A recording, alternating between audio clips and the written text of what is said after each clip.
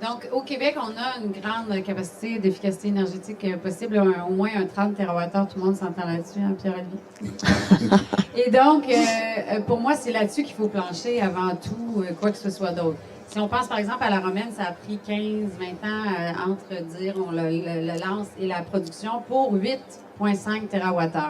Donc là, on a un 30 TWh à aller chercher en efficacité. Donc, on peut se donner plusieurs années pour arriver à faire ça.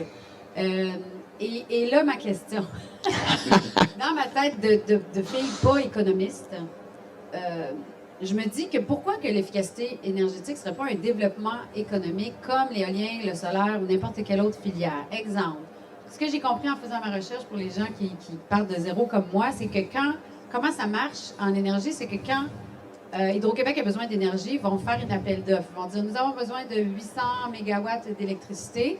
Et souvent, ils vont catégoriser l'électricité qu'ils veulent, soit éolienne ou des fois, c'est juste renouvelable. Et là, les compagnies qui font de l'éolien vont dire hey, moi, je peux te le faire pour tant, moi, je peux te le faire pour tant. Ouais, bon, je sais que j'apprends pas grand-chose à certaines personnes.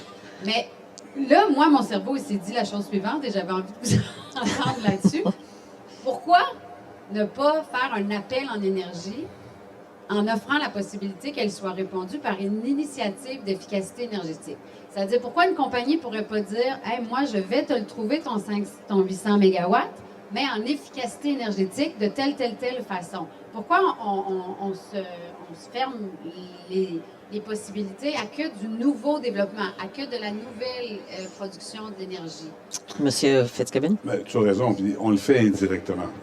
Puis je suis 100% d'accord que si le 25 TWh d'efficacité énergétique, on pouvait le monter à 50, 60 ou à 100, donc on consomme 180 présentement, on consomme 80, tout le monde sera content, on ne ferait plus grand-chose. Ça va être difficile à faire.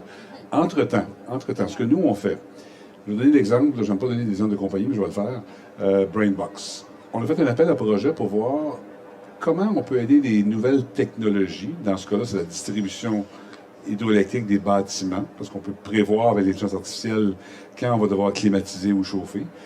Je travaille avec une autre compagnie que je n'ai pas le nom parce qu'elle n'est pas connue, où on a des batteries multidirectionnelles, bidirectionnelles, on parle beaucoup de ça. Mais un jour, je pense qu'on va avoir nos voitures électriques, puis on va charger la nuit, où ça va être moins dispendieux, puis le matin, quand on part le grille-pain, c'est la voiture qui va nous alimenter. Ça n'existe pas présentement, la technologie existe. Alors, déjà, dans l'embryon québécois, je pense que les Québécois, on est très créateurs. On commence à avoir ces projets-là. Alors, il faut carrément faire ça en même temps qu'on fait l'éolien, qu'on fait du solaire et qu'on fait de la bioénergie. On n'a pas parlé de ça tantôt. On va parler de ça tantôt, mais moi, je pense qu'un ne pêche pas l'autre. Et c'est clair que vous encouragez l'efficacité énergétique, autant la gestion de la pointe que la gestion du niveau énergétique, ça doit être au cœur de notre effort. Ma question, on dirait qu'elle est encore plus précise dans le terme d'un penseur économique comme vous, en termes d'économiste. Est-ce que vous êtes est-ce que c'est possible de voir l'efficacité énergétique comme un réel acteur de développement économique?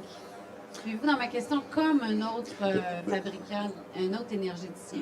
Sans être cynique, le fait que l'énergie est rendue à l'économie devrait prouver ce point-là. Pas prouver, mais devrait encourager ce point-là. C'est un signal de la part du gouvernement que ces deux choses vont ensemble. Je suis un peu celui qui l'a initié, là, parce que je suis entièrement d'accord, je crois que de développer des technologies de transition énergétique qui sont durables va être un levier économique. Et pour ça que j'ai toujours dit que de faire de nouveaux électrons renouvelables ou de la bioénergie, ça va enrichir le Québec parce qu'on va se décarboner, et en même temps, on va créer de la richesse pour passer aux autres.